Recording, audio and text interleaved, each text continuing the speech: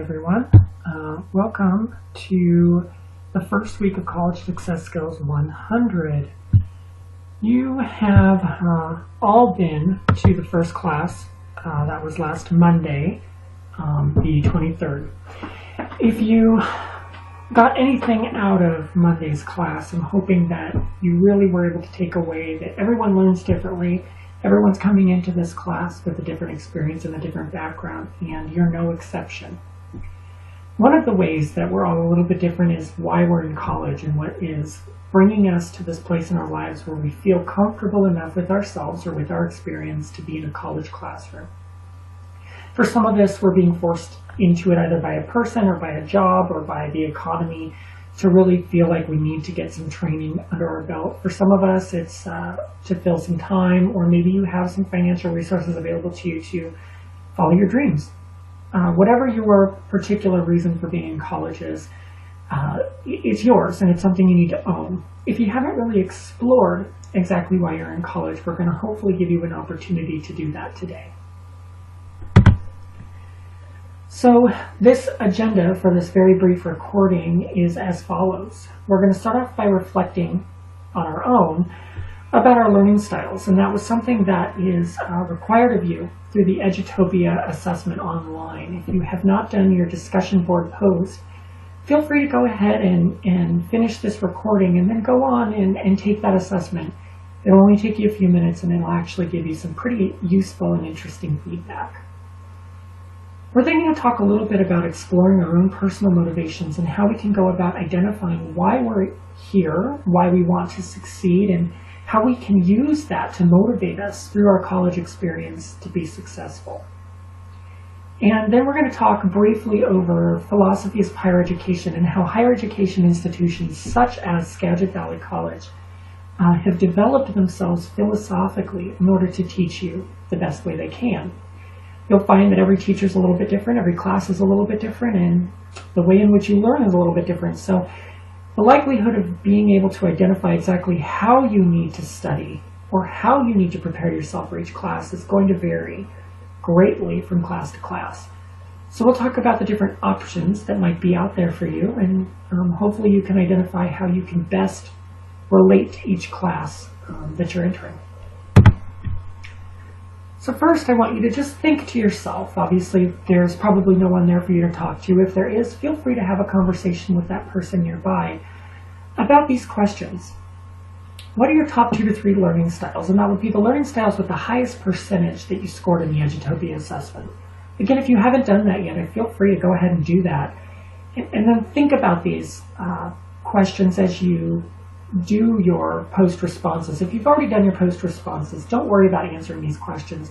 They're really just for you to think about as you continue on in your college success skills class. Think about what the combination of your learning styles actually means for you. Are you 75% kinesthetic bodily and 2% auditory and 17% naturalistic? Well, obviously the vast majority is going to go to bodily kinesthetic, and in that way you know that movement is a very important part of your college career. So taking online courses might actually help you a lot, because you can do online courses through a mobile device or through a tablet or PC that you can actually use while you're on an elliptical machine at the gym or walking through a park. If you are mostly musical, identifying songs and auditory associations with things you need to memorize is going to be really helpful. So think about your combination and how you can use multiple learning styles techniques to address your specific needs. And finally, think about what kind of learning styles work best in your academic program. So if you're going to be a diesel mechanic and you are mostly a naturalistic learner, you should know that you're very unlikely to be in a naturalistic environment learning on a diesel mechanic classroom.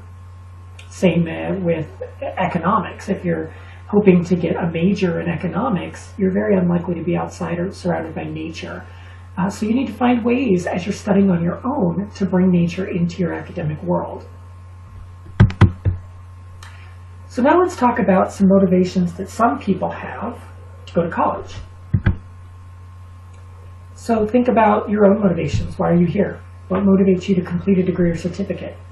On Monday, we talked about why people are in the class, and for some of you, it was possibly because you felt like you were a little bit rusty in your academic skills and you wanted to bulk up. For some of you, you're in a running start classes and you want to build your academic experiences and become a stronger college student.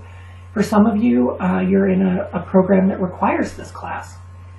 But we didn't really talk about why you're in college. What about being at Skagit Valley College is of high interest to you, and what is going to keep you here for the next couple of years?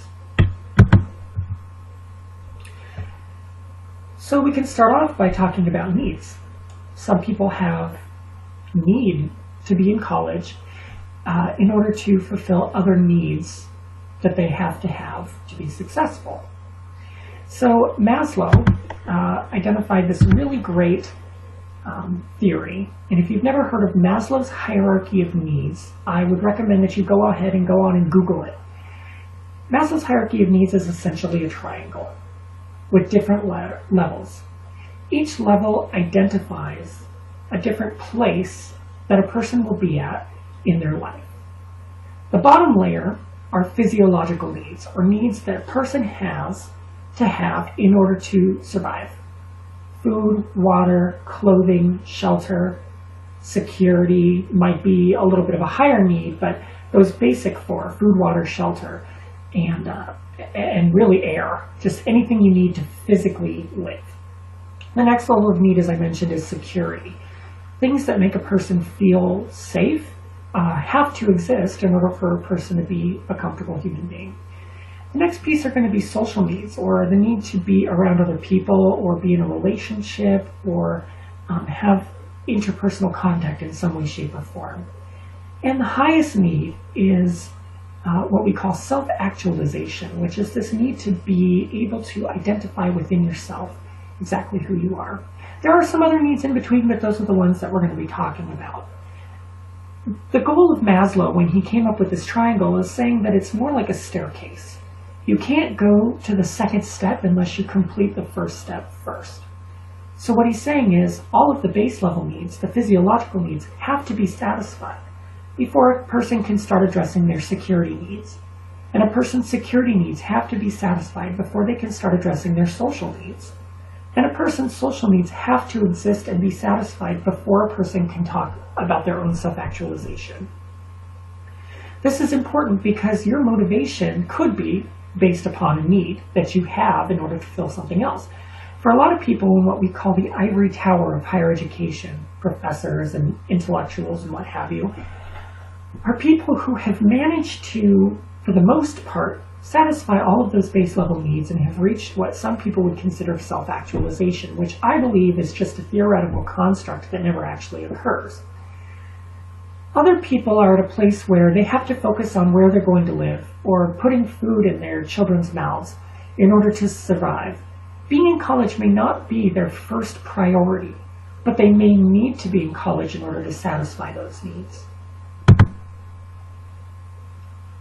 Another motivation for some people can be talked about as reinforcement.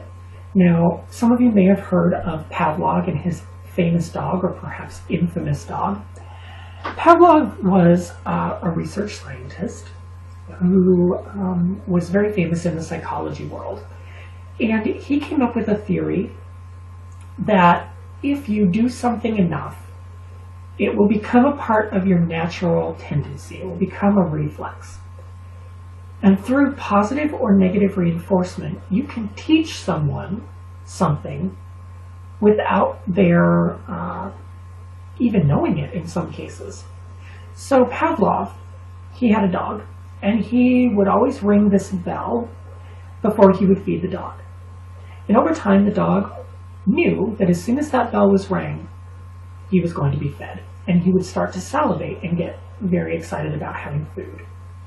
Pavlov noticed that through positively reinforcing the sound of the bell by offering the dog food, Pavlov was able to recognize a reaction in the dog, which was saliva. Similarly, think about if you're training a new dog to use the restroom outside. If they use the restroom inside, you might shame the dog, point at the dog's nose, tell the dog no. Some people go to different extremes, but the reality is you're teaching that dog not to do something by offering a punishment to the dog. People need reinforcement in order to learn certain things as well. And we'll be talking about reinforcement a lot when we talk about time management, because it's often so unnatural for some people to manage their time in certain ways that when they're forced into situations where they have to do it, they need some kind of positive reinforcement in their lives in order to really feel like they're accomplishing their goal. I encourage you to click on this page. I'm not going to click on it now, but it essentially talks about surprising facts about motivation and what could happen when you're talking about rewards. So different academic programs are going to be rewarding you, punishing you, teaching you different things by satisfying different needs, reinforcing in different ways, and offering you a reward for your good work. It's going to be different in every program. But one thing we can all agree on, you want to get good grades and you want to succeed in college. So if that's true, know that hard work will be rewarded with good grades. That's something that we can universally say is something that is true in college, or should be true in college. So what about the rewards and the reinforcement are going to motivate you to be successful? Well, let's talk about rewards and how they actually have a limit. There is a theory that money is a big motivator for people. So for many of you, going to college, you might be getting a certification in an industry that you know is quite lucrative. Some of you might be getting your academic transfer degree so that you could go on to a university and earn a different degree or a higher level degree or a different certification in order to make more money. Some of you, money may not be a factor, but for many of you, it probably is. But believe it or not, that money will only be a motivator to you to a certain point. After that point, it will then become a demotivator because it's no longer something that's going to help you succeed in your life. We call that the 0 point of the bell curve, or the point at which the slope is exactly flat. So as you can see by the bell curve, as time goes on, money is very valuable. And then at the point at which you no longer need money, it starts to slope down. So what happens beyond that? How do you motivate yourself when money, or perhaps good grades, or perhaps making your parents proud, is no longer a motivator for you? What happens when it starts to flatten out? There has to be something else to keep you going. And those three things are autonomy, mastery, and purpose for many people. So you might be saying, I don't know if these things are better than money. Well, they're better than money at a point in which you no longer need money. So if there's a situation where money could equate to respect from your older brother or an older sibling, maybe you're earning respect by getting good grades. But at a certain point, that respect is sort of like, I can't show it to you much more. You're going to need something else to motivate you to continue getting good grades. The first is autonomy. Autonomy is the ability to be self-directed, meaning you're able to take on responsibilities on your own and feel independent and like you can own yourself and own your experience.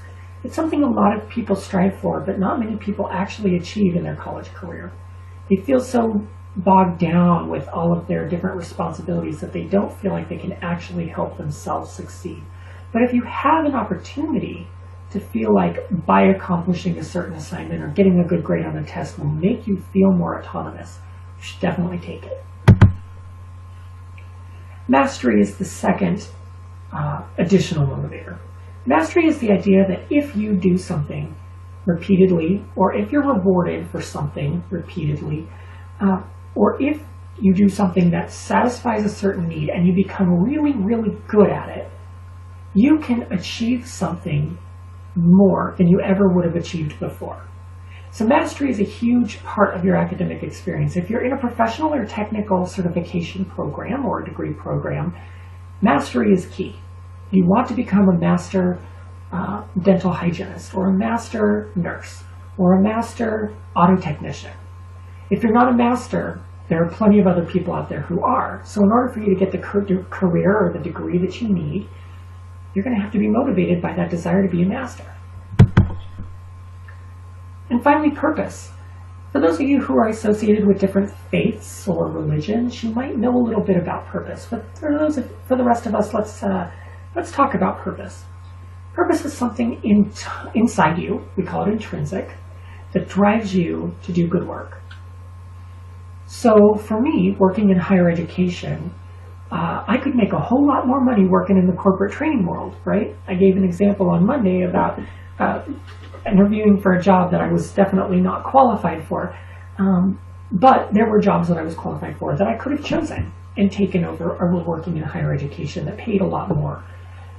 But there was something more that I was missing in those jobs. And for some people, you know, they get a lot of purpose out of that, a lot of drive out of that. But for me, it was being able to see the look on a student's face when they walk out the door with a degree. And I knew that by working in higher education, I was going to be guided by that purpose and motivated by that purpose. So when things get really tough here in the student housing program, and they really do sometimes, I'm motivated by the reminder that some of these students are going to walk away with a degree and they're going to go on to do amazing things. So it keeps me going. So now let's talk about the philosophies of higher education. So we've talked a little bit about some things that can motivate you, right? Reward. So the promise of getting something in exchange for your hard work. It could be just getting good grades. It could be getting parental approval. It could be getting some money. That was a big piece. Or it could be those other three things, purpose, mastery, and autonomy. We also talked about how you can reinforce your good work positively in order to motivate you. So at the end of the test, say you set a goal, if you get a B on the test, you're going to take yourself out to a nice dinner and you get a B+. Well, now you better take yourself out to a really good dinner. That's going to reinforce this idea in your head, and it's going to ingrain in your head that getting good grades is actually something, one, that you are capable of doing, and two, that you're going to get some reward out of. So we've talked about these things that are motivating you. Now let's talk about what's motivating the college and your teachers. So these philosophies are grounded in theory, okay? I don't believe that any one of them is universally true for Skagit Valley College, but we'll talk about all of them, and you can make up your mind for yourself which you think Skagit Valley College actually uses. The first is the liberal philosophy of higher education, and I'm not talking about liberal politically. I'm talking about liberal in the sense that a person will go to school because that's what you do after high school, or a person will go to school because they have the time, the money, the support at home to go to school. Liberal education is often known as liberal arts education nowadays, but it started off back in ancient Greece and ancient Rome, with Plato. Plato was a great, and Socrates, they were great orators, and they would tell these tales that were also very educational because they told the history of their culture. And students who were wealthy enough to not have to work or not have to contribute to the farm at home were able to go and listen to these bards tell these tales and learn. And that is where the liberal philosophy came from. Now you might be thinking, oh, it's all based in privilege, but there's actually some real research that says if a person can come up with the resources to become liberally educated, they're a much more well-rounded person overall, because it teaches you a lot about a lot of different things rather than focusing on one thing. Professional technical programs and really community and technical colleges in general are not based in this philosophy much at all. Progressive education, however, they are very much based in. Progressive education is this idea that you should go to college or learn because there's a skill or a trade or a need in the community that you can serve in exchange for a career. You know, it says here you can make money through it. It doesn't have to be that kind of a goal. It could be you want to go into the culinary program to cook for your family and cook really good, high-quality meals for your family. That would be a progressive philosophy, an idea that you're learning something specifically applied to your life. Behaviorist education is when someone tells you to do something and you have to do it. It's really based in reinforcement. So Pavlov's dog was Pavlov educating his dog's behavior. The dog didn't critically think about the food. He didn't think, well, if he rings the bell at 4 o'clock, I wonder if it will be kibbles and bits, but if he rings it at 7 o'clock, it should probably be wet food. Probably not thinking that way. I don't know, I'm not a dog. Well, that's arguable, but behaviorist philosophy just says that people's behaviors can be influenced by positive and negative reinforcement over time. Humanistic education is a very unstructured form of learning. And it says that people can go to school and learn because when you learn anything, it can be a trade or a skill, or it can be a whole bunch of different subjects, you become a better person overall because you're more informed about the world and you're able to make more informed decisions. There is an air of privilege associated with that as well. And it says that a person's value can really be influenced by how much they know. The humanists, I think, are really grounded in the idea that they want to teach everyone in order to make the world a better place. So it really is a noble idea. I'm not sure how much it actually applies to the actual curriculum of your classes, but it probably does apply quite a bit to the faculty and staff that you talk with on an informal basis. And finally, the postmodern philosophy of higher education. You're not going to be tested on this stuff. It's just good to know. Postmodernists believe that college teaches you how to learn. And I'm a big follower of this. It's not about learning a craft or learning a whole bunch of different topics or theories or concepts. It's about learning to be a person of integrity and learning to construct for yourself knowledge. All of the previous philosophies came from the idea that there is someone in your classroom who knows everything or as much as can be known about a certain topic, and they are regurgitating that information to you. Postmodernists believe that students have just as much to bring to the table in terms of information as teachers do. Teachers are facilitators in this philosophy, and they then allow these students to bring their experiences and skills forward and apply them to the subject at hand. We don't have the luxury of doing that in this class as a hybrid class, but it is something that you can see in a lot of other classes, particularly in speech or communications classes. So that's it for this week's lecture. I hope I didn't bore you too much. I hope I didn't confuse you too much. We will review it a little bit next Monday. In the meantime, know that we are going to be going over time management and how you can prioritize your tasks in order to get things done quickly and efficiently and effectively. So remember to bring your calendars next week. It doesn't have to be the ones provided in class. It can be your own. If you use a calendar tool on your phone, you can bring your phone. Just keep it on silent. And we'll talk more about how you can structure your time effectively. If you know any personal techniques that have worked well for you, make note of those and bring those with you as well. We'll discuss them in class. Remember to do your assignment by 11:55 p.m. on Sunday, and that's to review your learning styles and talk about what they mean to you. And that's all you have to do for this week. So I hope you can take it easy and focus on your other classes, and I'll see you on Monday. Bye, everybody.